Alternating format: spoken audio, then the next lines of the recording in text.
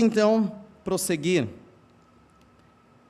Nós estamos numa série de sermões aqui, intitulado O Caminho do Avivamento, em Neemias, e já chegamos ao capítulo 6, na sexta mensagem, capítulo 6 de Neemias, sob o título Astúcias Cruéis. Vamos ler o versículo 16, apenas a princípio.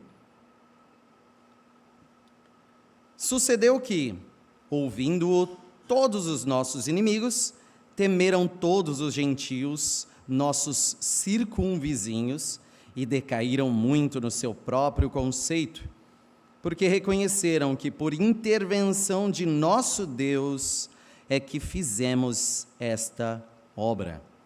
Vamos orar mais uma vez. Glorioso Deus, nosso Pai, Tu é a glória, e a Tua palavra nos mostra a Tua glória, que os nossos olhos não permaneçam cegos perante irradiante glória, que os nossos ouvidos não estejam surdos ao ouvir da Tua glória. Ó Deus, glorifica-te perante nós essa noite, nessa mensagem, através da Tua palavra, e que mediante a Tua palavra regozijemos pela Tua glória, confiemos no Teu poder, e Tu que és nosso castelo forte, a nossa fortaleza, em Ti confiemos. Em nome de Jesus. Amém. Bom, quando Martinho Lutero percebeu que a salvação era somente pela fé, ele se dispôs a lutar pela palavra de Deus.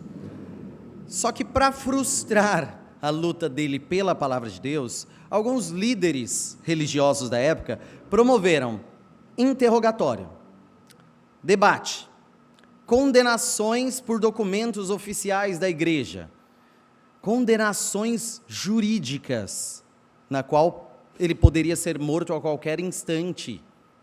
Então, buscaram matá-lo. Também proibições de publicações de suas ideias, tal como destruição de tudo aquilo que já havia publicado. Teve ofensiva militar, liderada por um imperador. Teve a Contra-Reforma, que só ela já tem várias outras medidas, e teve até acordo de paz, para tentar algum tipo de concórdia. Lutero, lutando contra tudo isso, confiou, e no meio da dificuldade toda de lutar contra o maior poder que existia em toda a Europa, ele escreveu um belo hino, dizendo que Deus era o seu castelo forte, que Deus era espada e escudo para ele, que Deus o defendia, o protegia, o guardava, e que o acusador dos servos do Senhor já estava condenado, e a palavra ficaria. Pois bem, nós vemos esse monte de estratégia diferente para lutar contra a edificação do povo de Deus, através da palavra de Deus e da verdadeira palavra. Isso também aconteceu aqui na vida de Neemias, onde muitas estratégias e diversificadas estratégias também tentaram destruir a obra que Deus estava fazendo naquele local. Igual contra Lutero, com fúria pertinaz, Satanás perseguiu Neemias, e com artimanhas e astúcias cruéis, também persegue vocês. Se você é um verdadeiro servo de Deus, ele também persegue você. Cabe a você analisar qual tem sido a principal estratégia de Satanás contra você. De todas as ferramentas que ele usa, todas as estratégias, artimanhas e astúcias cruéis, quais ele tem investido contra a sua vida? Nós veremos que aqui neste texto, Satanás utilizou falsa paz, falsa acusação, falsa profecia e até falsos amigos, como astúcias cruéis na vida de Neemias, contra o povo de Deus e contra a grande obra de Deus. Então, vamos fazer a leitura dos primeiros versículos Neemias, capítulo 6, versículos de 1 a 4, diz: Tendo ouvido Sambalate, Tobias, Gesem, o arábio, e o resto dos nossos inimigos, que eu tinha edificado um muro, e que nele já não havia brecha nenhuma, ainda que até este tempo não tinha posto as portas nos portais. Sambalate e Gesem mandaram dizer-me: Vem, encontremo-nos nas aldeias, no vale de Ono. Porém, intentavam fazer-me mal. Enviei-lhes mensageiros a dizer: Estou fazendo grande obra, de modo que não poderei descer. Por que cessaria a obra, enquanto eu a deixasse e fosse ter convosco? 4 vezes me enviaram o mesmo pedido. Eu, porém, lhes dei sempre a mesma resposta. Então, começando pela falsa paz, aqui Neemias, líder governante da reconstrução da cidade, dos muros, do fim da vergonha deste povo. Mais de um século, nós estamos falando de mais de 120 anos, os muros estão caídos, as portas estão queimadas, o povo estava endividado, como nós vimos, em miséria e vergonha. Deus levantou Neemias, Deus levantou os muros através da sua liderança. Todo o muro já estava levantado, sem brechas, como a gente pôde ler. Faltava apenas as finalizações da obra, precisava terminar as portas ainda. As famílias, como capítulos anteriores falam, as famílias construíram, pessoas simples e nobres, lado a lado construindo, homens e mulheres, construíram. E ao não deixar brechas, ao cuidar de todo o muro, o povo mostrou que trabalhou e estava finalizando o seu esforço de vigiar, esforço de trabalhar, de orar, de labutar, dia e noite. Estamos falando de grande esforço. Mas o mal não descansa. O mal não descansa.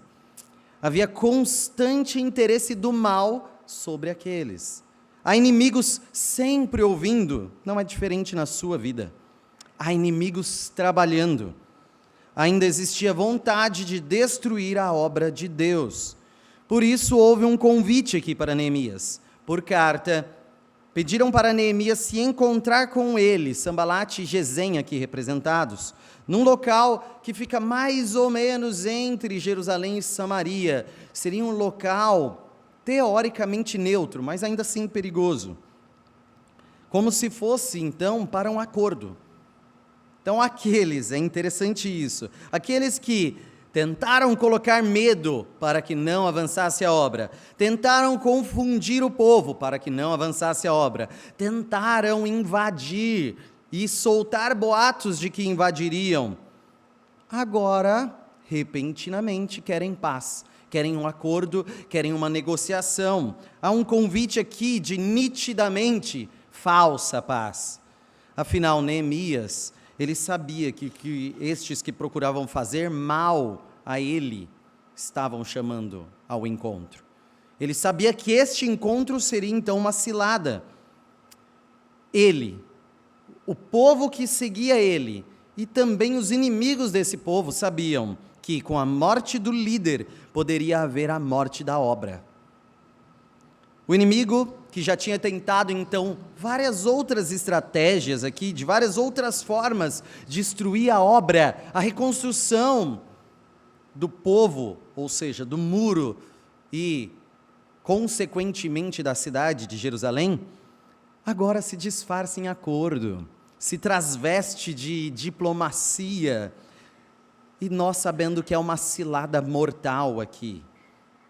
Então, se nós considerarmos do âmbito da diplomacia, convidar um governante, um político, para uma reunião com outros governantes vizinhos, em um local neutro, parece de bom senso. Talvez o pessoal da ONU ouvindo isso fala, e isso que o mundo precisa realmente. Parece ser algo diplomático. Por que não ir? A grande pergunta que eles querem enfatizar: por que não ir? E eles insistem: por que você não vem? Qual seria o motivo justo para Neemias não ir? Qual o motivo justo para um governante não querer sentar à mesa em paz com outro governante e negociar? Neemias responde de uma forma sábia: estou em grande obra. Esse é o motivo. Estou em grande obra. E aqui ele responde então esse motivo e também devolve uma pergunta. Então, a resposta aqui de alguém ocupado com o bem, alguém que está devotando a sua vida a uma causa digna, realizando e trabalhando em algo importante. A pergunta que Neemias devolve é aquela pergunta de virar a mesa, de mudar o jogo mesmo.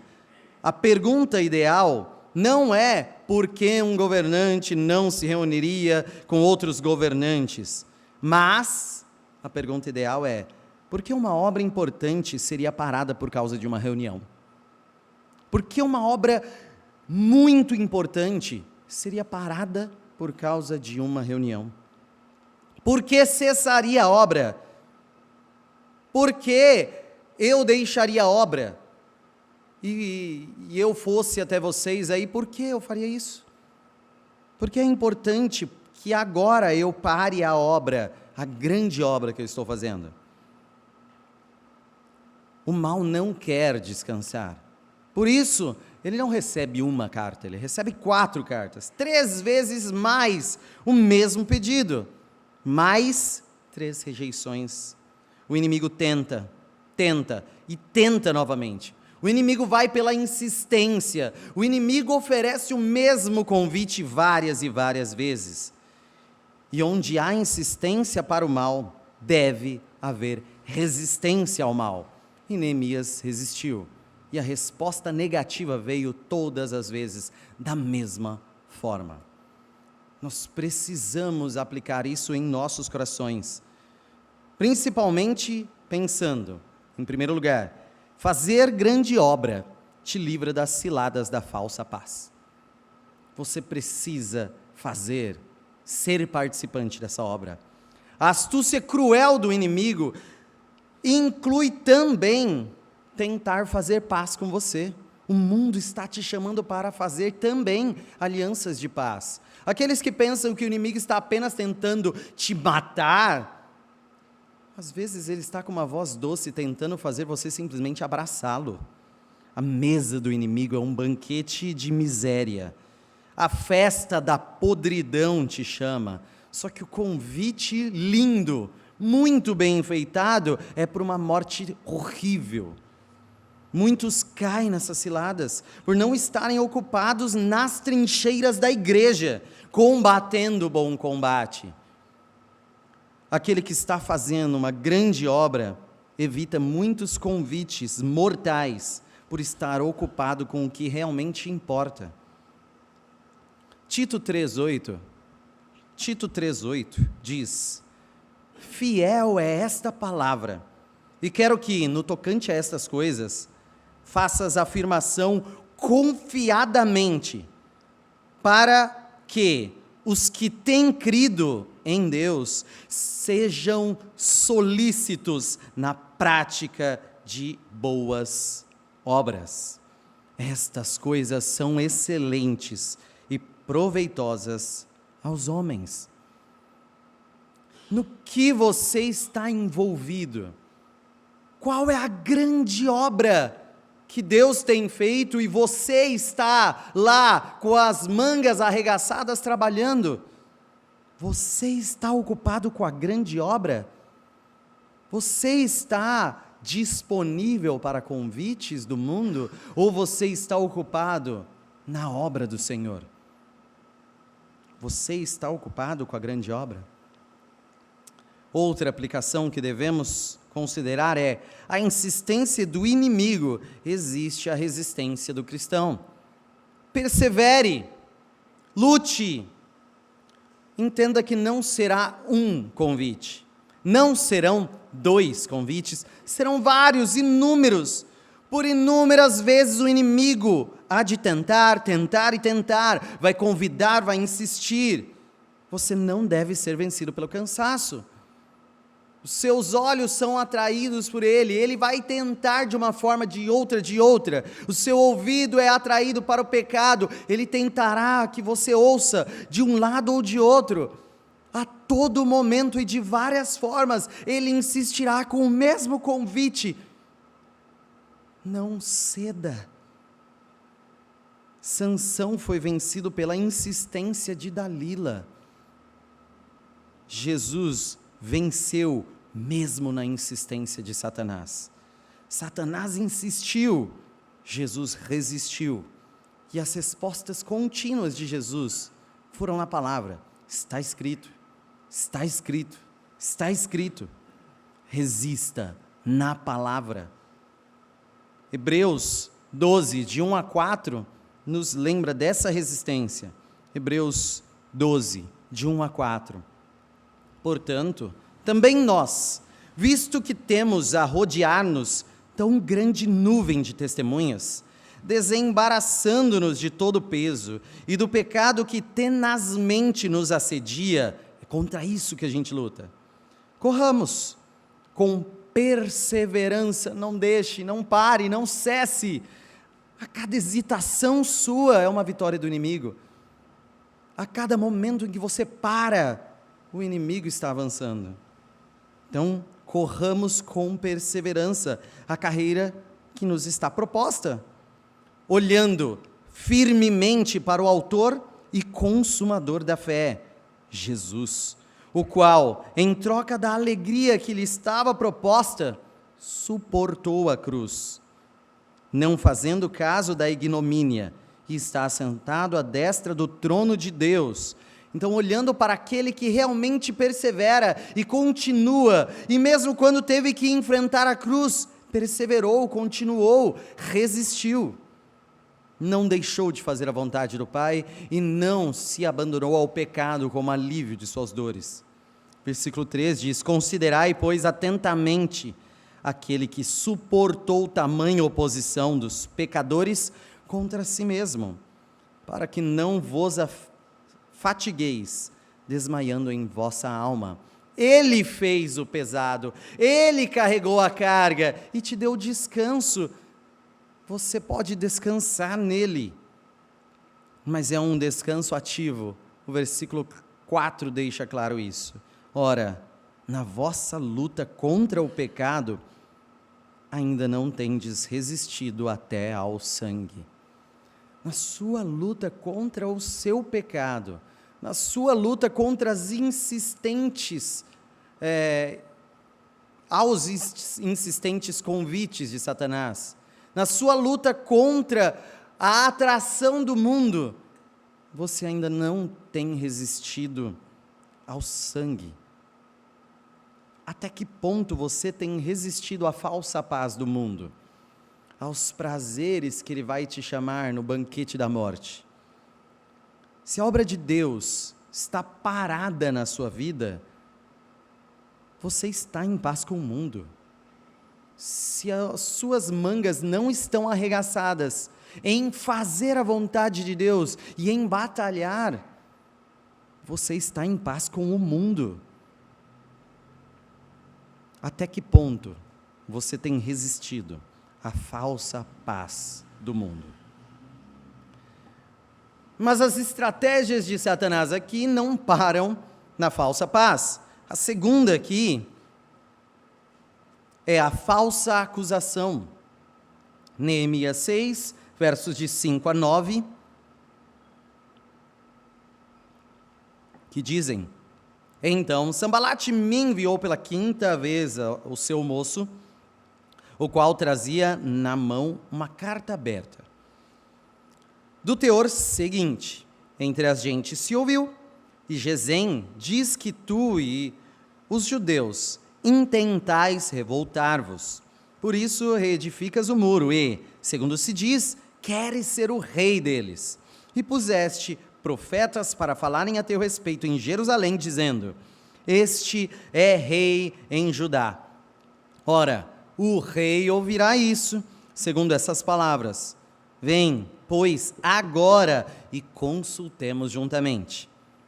Mandei dizer-lhe: de tudo o que dizes, coisa nenhuma sucedeu. Tu, do teu coração, é que o inventas. Porque todos eles procuravam atemorizar-nos, dizendo: as suas mãos largarão a obra, e não se efetuará. Agora, pois, ó Deus, fortalece as minhas mãos. O mal não parou para descansar. Então, mais uma carta, só que dessa vez uma carta aberta. Qual a intenção da carta aberta? Divulgar. Divulgar o seu conteúdo. É mostrar aquilo que está sendo comunicado a todos que puderem ver. Então, a astúcia perversa e cruel de Satanás fez esse conteúdo ser de uma falsa acusação. Acusação de revolta, acusação de revolução. Nós temos no capítulo 2 de Neemias quem autorizou, inclusive financiou, o retorno de Neemias para a obra, e este foi o rei da Pérsia, que estava dominando sobre Jerusalém, estava dominando sobre Judá. Então eles eram vassalos, eles obedeciam ao rei da Pérsia. Não poderiam ter um rei por eles mesmos, que fosse proclamado do jeito que eles quisessem. Isso seria uma rebelião, um golpe de Estado, nós chamaríamos hoje em dia. Então, mas também poderia ser uma libertação. Aqui, a acusação foi: você pediu para ele para vir aqui fazer esse muro, para quê? Para você fortalecer esse povo e se rebelar contra ele. Você quer se revoltar contra o rei da Pérsia. Você quer ser o novo rei aí deste local. Você pegou profetas para declararem que você é rei. Eu vou contar, vou lá contar. E essa carta, obviamente, já ia aberta para quê? Gerar rumor, gerar boatos, se espalhar. Mentiras que trazem, obviamente, perturbação e já trouxeram problemas gravíssimos para o retorno desse povo do exílio. Se nós voltarmos lá para Esdras 4, olha o versículo 13, Esdras 4:13. Saiba ainda o rei que, se aquela cidade, está falando de Jerusalém também, se reedificar e os muros se restaurarem, eles não pagarão os direitos, os impostos e os pedágios, e assim causarão prejuízos ao rei. Já tinha sido utilizada essa mesma estratégia anos antes. E qual foi o resultado? Ainda em Esdras 4, versículo 24. Cessou, pois, a obra da casa de Deus, o qual estava em Jerusalém, e isso até o 2º ano do reinado de Dário, rei da Pérsia. Já tinha sido usada essa mesma estratégia, mentira e difamação, como armas do inimigo. Então, se deu certo essa tática lá atrás, vamos tentar novamente. Boatos, fofocas, coisas que se espalham entre o povo e chegam aos ouvidos de quem pode cessar a obra. Então, pessoas que falam de situações e até que se prova o contrário, já causou todo dano, já causou mal, já destruiu muita coisa. Nunca haja entre nós, entre este povo, boatos e fofocas. Que isso, Deus nos livre de acontecer entre nós. É interessante que o versículo começa aqui nesse texto, falando, entre as gentes se ouviu, entre as gentes. Quem são as gentes? Que depois falaram, chegou a Gesem, e Gesem está falando aqui para Sambalate. Quem são essas gentes? Entre as gentes se ouviu. A fofoca se alimenta muito, sem nomes de origem. É algo que eu aprendi muito nos últimos anos, inclusive com o David. Não existe aqui dentro da igreja, falaram. Existe nome. Quem falou? Se alguém falar algo de outra pessoa, a primeira abordagem nossa deve ser: você já falou diretamente com ele?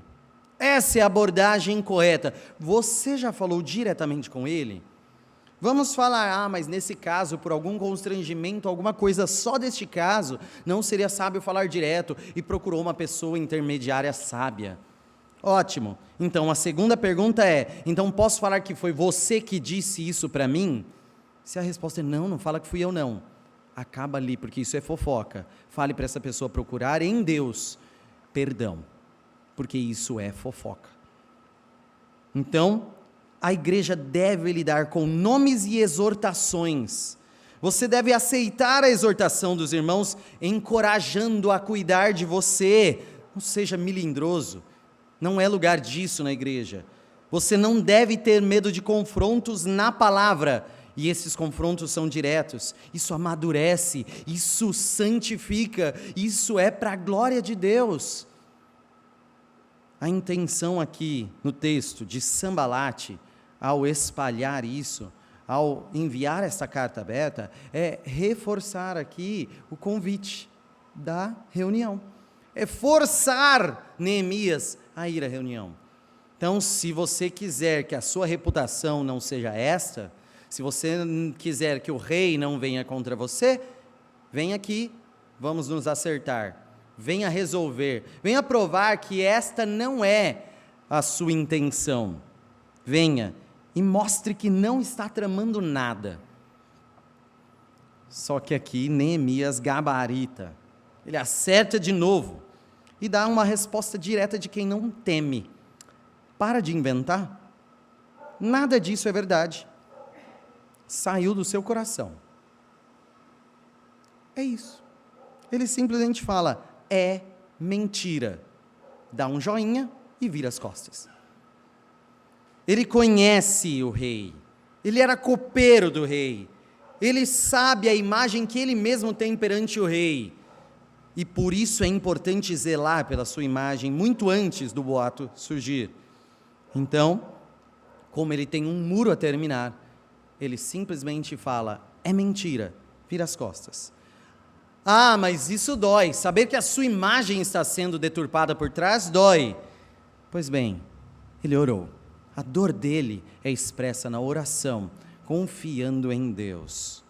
Então, ele simplesmente pronunciou, é mentira, voltou as costas, foi para o trabalho e confiou em Deus, orando.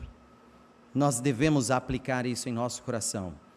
Não perca tempo com fofocas. Negue, ore e trabalhe. Negue, ore e trabalhe. O que o inimigo não tinha conseguido com cordialidade, agora tenta com chantagem. Tentou com boatos e ainda buscava fazer uma cilada aqui contra Neemias. Tudo baseado na ideia de que Neemias daria corda aos seus boatos e tentaria limpar a sua imagem, se reunindo com eles. Mas não foi assim. Então Neemias respondeu firmemente e não se preocupou com a sua imagem mais do que se preocupava com a obra de Deus. Você também precisa ser assim. Você não pode zelar por uma imagem para pessoas desinteressadas na obra, mais do que você se interessa pela obra. Você precisa ser assim. Seja firme. Continue trabalhando com todo o seu coração. Confie em Deus através da sua oração. Romanos 8, 33 e 34. Recobra essa confiança em nós.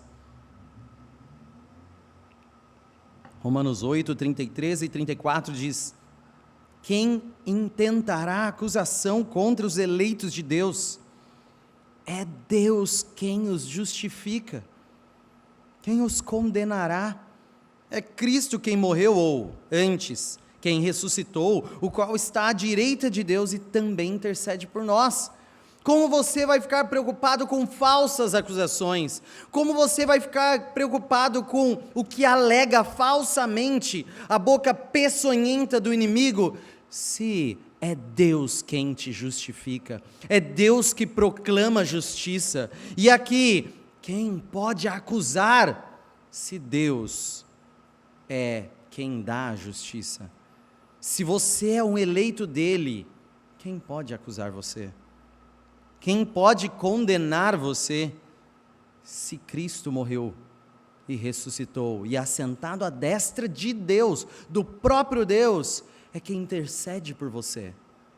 Quem é o grande intercessor? Jesus.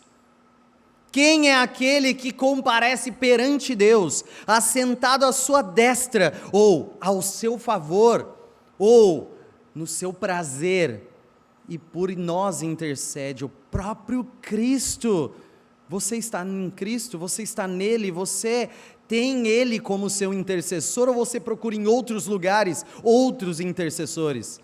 Você não confia no Cristo que morreu, ressuscitou e assentou à destra? Em quem você confia que não Cristo intercessor? Ignore as falsas acusações, zele pela obra. Essas astúcias cruéis não terminam também em falsa acusação. Vamos para a falsa profecia. Falsa profecia. Neemias 6, de 10 a 14. 10 a 14. Tendo eu ido à casa de Semaías, filho de Delaías, filho de Meetabel, que estava encerrado, disse ele: vamos juntamente à casa de Deus, ao meio do templo, e fechemos as portas do templo, porque virão matar-te. Aliás, de noite virão matar-te. Porém eu disse: homem como eu fugiria? E quem há como eu que entre no templo para que viva? De maneira nenhuma entrarei. Então percebi que não era Deus quem o enviara. Tal profecia falou ele contra mim, porque Tobias e Sambalate o subornaram. Para isto subornaram, para me atemorizar, para que eu assim viesse a proceder e a pecar, para que tivessem motivo de me infamar e me vituperassem. Lembra-te, meu Deus, de Tobias e de Sambalate, no tocante a estas suas obras, e também da profetisa Noadia e dos mais profetas que procuraram atemorizar-me. O mal não descansa.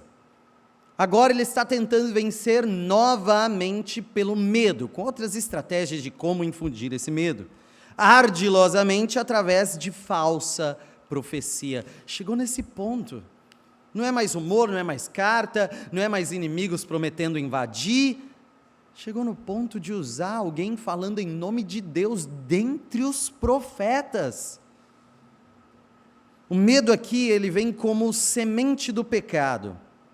Semaías, aqui ele provavelmente, aqui é profeta e sacerdote, veio com uma profecia de que viriam matar Neemias.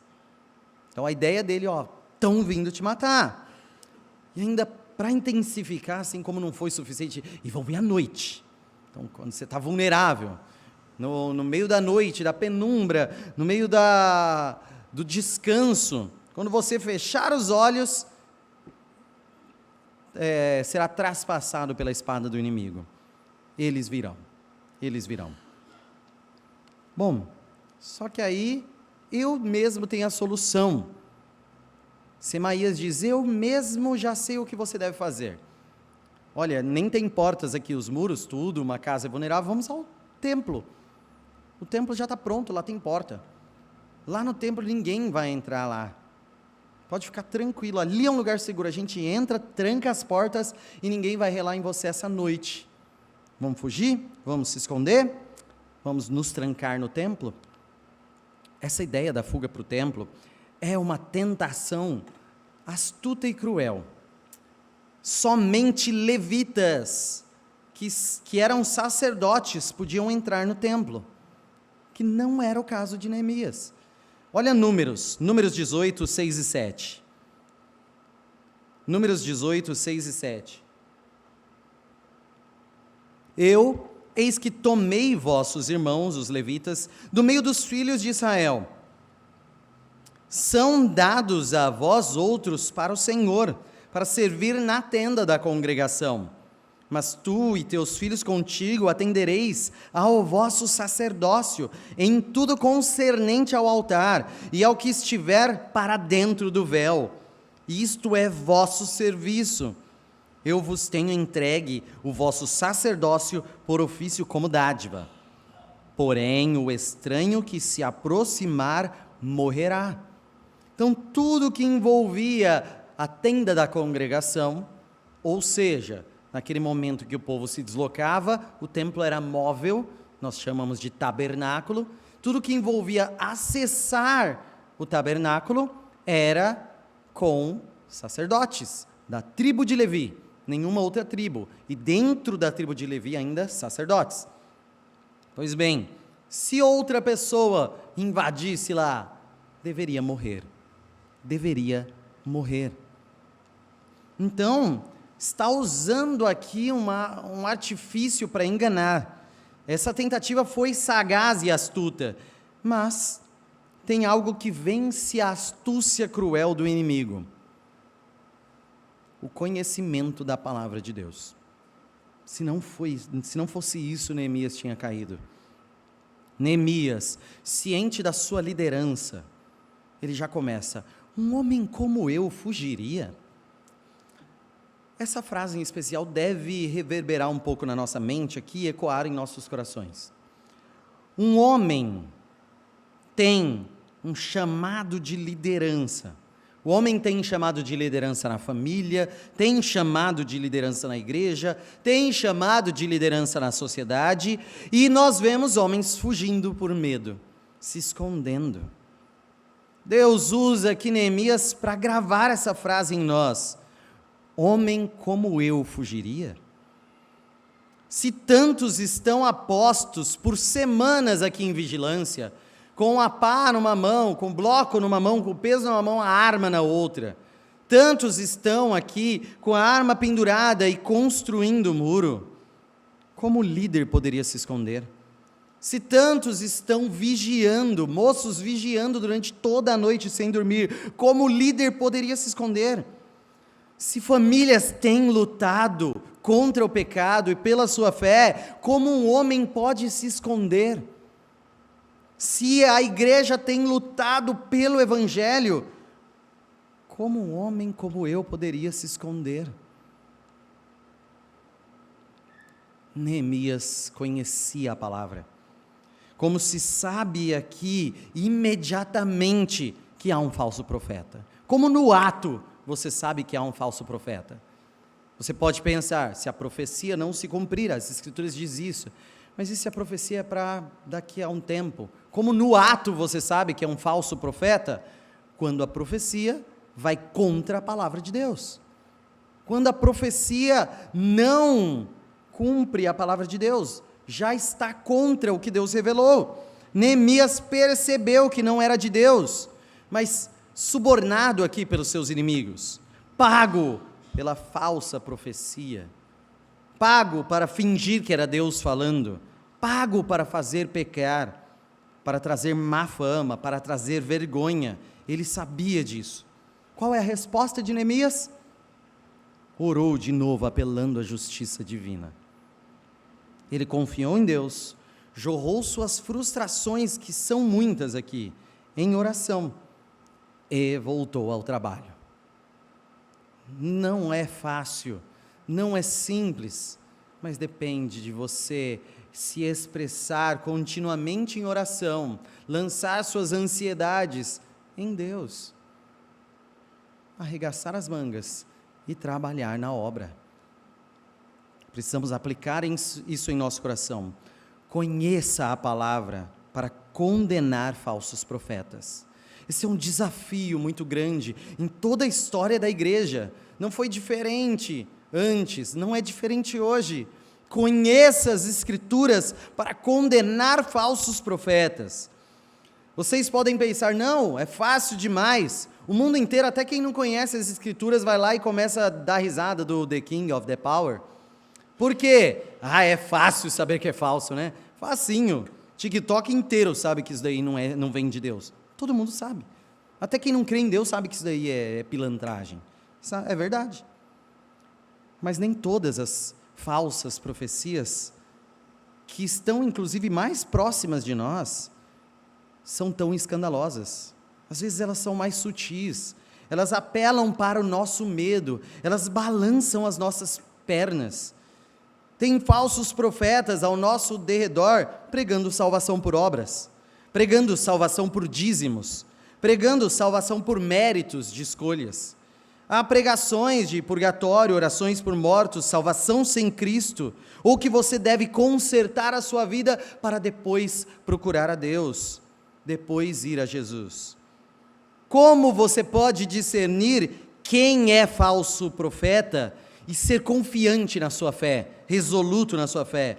Como diferenciar falsas profecias e viver sem medo de estar enganado pelo pecado? Salmo 119, 11 fala. Salmo 119, 11 nos fala como nós vamos conhecer a falsa profecia. Guardo no coração as tuas palavras, para não pecar contra ti. Neemias guardou no coração a palavra, e ele sabia que aquilo era errado. Só assim evitou que ele pecasse. Mas você guarda no coração a palavra? Você conhece a palavra para discernir falsas profecias? Você conhece? Se nós aqui começarmos a te interrogar, você sabe resoluto qual é a palavra de Deus e sabe apontar a falsa profecia? Se você não sabe, se você não tem essa palavra no coração, já passou da hora de dobrar os seus joelhos e chorar. Já passou da hora de clamar a Deus: eu preciso conhecer a tua palavra. Isso é fonte de vida, isso revela Cristo, isso revela a eternidade. Não é o conforto da falsa paz em sua vida, mas a eternidade de verdadeira paz nos céus. Como você pode desconhecer esse livro? Como você pode negligenciar essa palavra? Quantos aqui podem com segurança falar: eu conheço a palavra e vou saber discernir as falsas profecias? A última estratégia, a última astúcia cruel aqui, é através de falsos amigos. Neemias 6, de 15 a 19. Acabou-se, pois, o muro aos 25 dias do mês de Elu, em 52 dias. Isso aqui é de arrepiar qualquer um que está entendendo o que eles fizeram. Em 52 dias. Sucedeu que, ouvindo-o, todos os nossos inimigos temeram, todos os gentios nossos circunvizinhos, e decaíram muito no seu próprio conceito, porque reconheceram que, por intervenção de nosso Deus, é que fizemos esta obra. Também naqueles dias, alguns nobres de Judá escreveram muitas cartas, que iam para Tobias, e cartas de Tobias vinham para eles, pois muitos em Judá lhe eram ajuramentados, porque era genro de Secanias, filho de Ará, e seu filho Joanã se casara com a filha de Mesulão, filho de Berequias. Também das suas boas ações falavam na minha presença, e as minhas palavras lhe levavam a ele. Tobias escrevia cartas para me atemorizar. O mal não descansa. Ainda assim, glória a Deus, a obra foi concluída em tempo recorde. Foram 52 dias de obra, intensos, angustiantes, cansativos, doloridos, sacrificiais, mas tempo recorde. Mais de um século para conseguir, menos de 2 meses aí para realizar. É só na força de Deus. O povo de Deus só é sustentado pela força de Deus. A tática do inimigo era o medo, mas agora o medo é do inimigo, por Deus estar conosco. Deus está conosco, que temam os inimigos. Deus está conosco, que o inimigo decaia no seu próprio conceito, sabendo que nada pode fazer contra o nosso Deus, nada pode nos impedir, pois Deus está conosco. A obra está concluída. Por mais que o mal não descanse, mais estratégias, mais astúcias cruéis. Aqui, profetas e profetisas, como vimos, querem atemorizar. Agora, fofocas e bajulações entre nobres, de alguns nobres. Temos o mal infiltrado entre aqueles do mesmo povo. Aqueles que nós podemos chamar de amigos agora estão nos traindo. Há uma troca de cartas por causa de parentesco e casamento. Existe um apreço com lideranças externas. Trocas de cartas entre gente nossa e inimigos nossos. Informações vazadas por nosso povo. Elogios ao inimigo feitos por nossos amigos. Propaganda do inimigo através de bocas amigas. Falsos amigos. Não devemos nos ajuntar com gente de fora para reverberar falhas da igreja.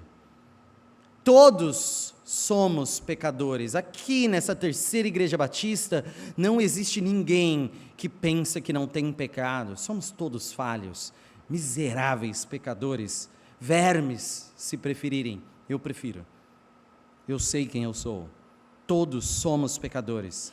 E nós devemos confessar os pecados uns para os outros, nos auxiliar no combate ao pecado. Mas isso não significa que nós vamos sair e expor nossos problemas e com isso desencorajar pessoas de fora da igreja, ou expor as fraquezas para quem não vai cuidar delas. Também não sejam vocês aqui os que ficam elogiando os inimigos, ou seja, iniciativas que não vêm da palavra de Deus, iniciativas que nada têm a ver com a igreja de Deus, mas a gente começa a elogiar e falar, olha, nossa igreja, olha, estão fazendo lá isso, estão fazendo lá aquilo. Aqueles que ficam elogiando os inimigos para fortalecer a ideia do inimigo entre nós. Quando falam sobre coisas que acontecem no mundo e ficam elogiando, quantos falam que o mundo cuida melhor do que a igreja? Ou que há coisas melhores fora da igreja? E acabam aumentando o medo da igreja frente às suas batalhas. Não seja você um falso amigo. Não seja e fuja deles. Fuja daquele que leva as coisas daqui para lá e que fica trazendo de lá para cá apenas desencorajamento para a igreja. Precisamos aplicar isso verdadeiramente em nossos corações, sabendo que Deus está edificando o seu povo através de amigos, através de verdadeiros amigos. Deus tem edificado a sua igreja, Deus está edificando. Quando você vai perceber de verdade que quem está fazendo as coisas nesta igreja é Deus. Apesar de nossa fraqueza, nossas falhas, nossa debilidade, nosso líder que não falha é Cristo, e Ele já disse, está consumado, a grande obra está feita, e ninguém há de achar uma brecha nela, ninguém há de achar falhas nela, ela está feita e perfeita, a igreja será edificada, os salvos serão alcançados, nenhuma ovelha vai se perder em toda a história, e isso deveria gerar em você exaltação a Deus. Invicto, Jesus terminará. No seu plano, tudo tem o cheque, tudo será feito e nada há de falhar, nenhum há de se perder. O que cabe a nós então? O que cabe à terceira igreja batista? O que cabe a você? Arregace as mangas e faça parte da grande obra, a obra vitoriosa, a obra garantida, a obra cujo mérito é de Cristo. Arregace as mangas e faça parte dela. Ore e trabalhe. Quem deve temer é o inimigo, pois Deus está conosco. Nós somos chamados de amigos, e através de nós, Deus edifica sua igreja. João 15,15. João 15,15, já não vos chamo servos, porque o servo não faz o que faz, não sabe o que faz o seu senhor. Mas tenho-vos chamado amigos, porque tudo quanto ouvi de meu Pai, vos tenho dado a conhecer. É através de conhecer a palavra de Cristo, a palavra de Jesus, que somos chamados seus amigos. E Ele está por nós. E como diz Romanos 8,31, que diremos, pois, à vista destas coisas? Se Deus é por nós, quem será contra nós? Se Deus é por nós, quem será contra nós? No caminho do avivamento, nem as astúcias cruéis de Satanás poderão nos vencer. Mesmo em meio a lágrimas, sofrimento, trabalho árduo, lutas, vamos vencer. Temos vencido através da palavra e só pela palavra. Deus é por você. O chamado de amigo aqui, é você conhecedor da palavra de Cristo? Deus é por você? Qual que é a sua certeza para responder se Deus é por você? Considere isso no íntimo do seu coração. Deus está ao seu lado, Deus é por você mesmo. Saiba, a Bíblia é muito clara, Deus não é por todo aquele que está no seu pecado sem arrependimento. A pergunta é, qual é a sua certeza? Onde se firma a sua certeza que Deus é por você? Como você pode garantir isso? Somente por Cristo, através da palavra de Cristo. O exemplo aqui de Neemias nos leva a outro exemplo muito maior e melhor que Neemias. Jesus, Ele é o perfeito governante do seu povo, que guia o seu povo à vitória. Em meio a astúcias cruéis do inimigo, inigualáveis, Jesus foi aclamado em falsa paz, enquanto levantavam ramos e falavam, bendito é o rei que vem em nome do Senhor. Uma falsa paz dos mesmos que depois gritariam, crucifica-o. Acusado por falsos profetas. Ele está aqui com quem se dizia líder religioso do povo, falando que ele deveria ser morto. Ele é condenado sob falsas acusações, entre mentiras pagas e subornadas, mesmo sendo inocente. Ele é entregue por falso amigo, traído por aquele que se sentava à sua mesa. Jesus é o perfeito Neemias. Neemias é só uma sombra daquilo que Cristo faz por completo, pleno e muito superior. Ele é morto por causa das ciladas do inimigo, mas ele não foi apanhado de surpresa, ele fez isso por amor, ele fez isso com um desejo, que ele cumpriu com toda certeza. Ele fez isso para construir sua vitória em nosso lugar, pagou nossos pecados, e ele venceu, ele ressuscitou. Quem crê nele tem vida, quem verdadeiramente crê tem vida. Qual é a certeza que Deus é por você? É se você vive por Cristo, se você vive em Cristo, se você vive para Cristo. Não é vir aqui essa noite, não é escutar o que tem sido falado, cantado, orado, é ter vida em Cristo, é estar vivo pelo mérito de Cristo, é chorar os seus pecados, olhar com fé, ouvir de Cristo, que você está perdoado pela graça e misericórdia de Deus, e entender, somente pelo Espírito Santo, que Deus fez isso por você sem você merecer. E aí, louvar, inundado de alegria, e louvar a graça e a misericórdia, viver pela fé.